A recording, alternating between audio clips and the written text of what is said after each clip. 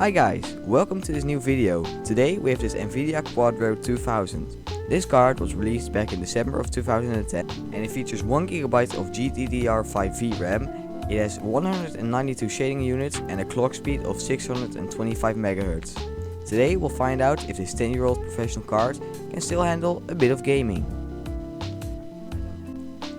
Alright, let's install this card. This is my main PC. It features an Intel Core i5-2400, 12 gigs of DDR3 RAM and normally an AC6970. But now it's time to swap out my 6970 for this Quadro. The first issue I ran into was that I could not find the right screw to screw the card into place. But finally I found a screw and the card could be installed.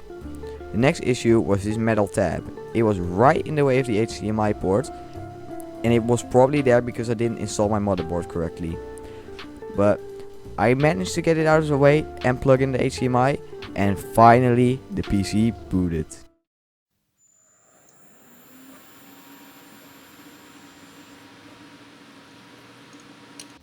Alright, first thing to do after installing a card is to install the drivers. It didn't take long to find the drivers and they installed right away, like they should.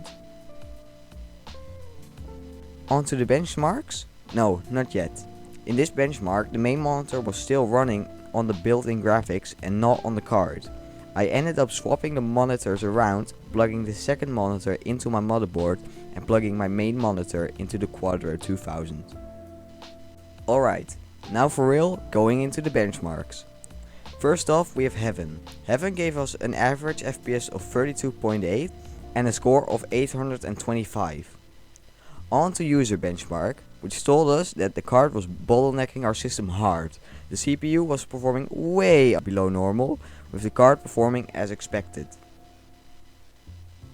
Alright, and now on to the games. First off, as always, we have Minecraft. Minecraft ran very good with a mix of medium and high settings, which gave back an average FPS of 58, with 1% loads of 21 FPS and 0.1% loads of 8 FPS. These somewhat lower FPSs came when I was loading in chunks. Next up we have Roblox.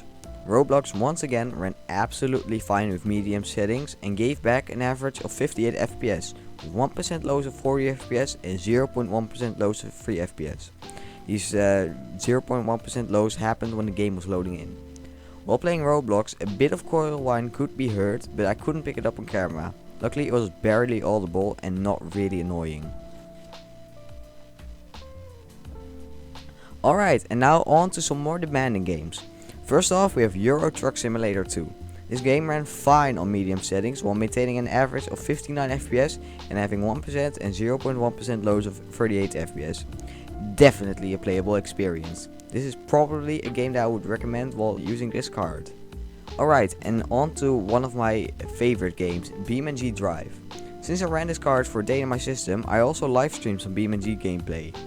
BeamNG on the lowest settings ran at an acceptable 42 FPS average with 1% loads of 18 FPS and 0.1% loads of 16 FPS. These low FPS mainly came from spawning in vehicles. I would say that BeamNG was definitely a playable experience. Alright, onto a much more recent and demanding game. PC Building Simulator.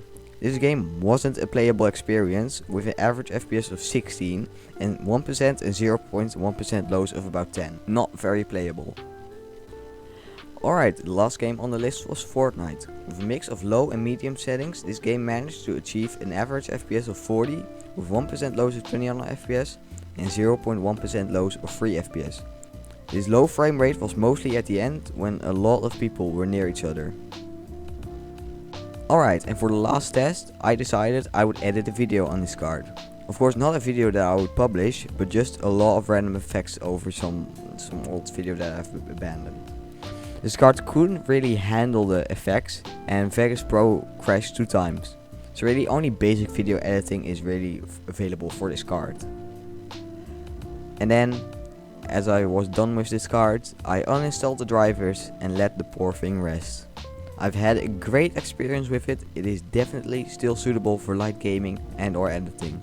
And I would definitely recommend this card if you could get it at a great price.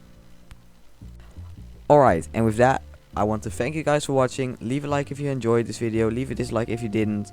Leave your opinion on this Quadro 2000 in the comments down below. And all that's left for me to say now is goodbye.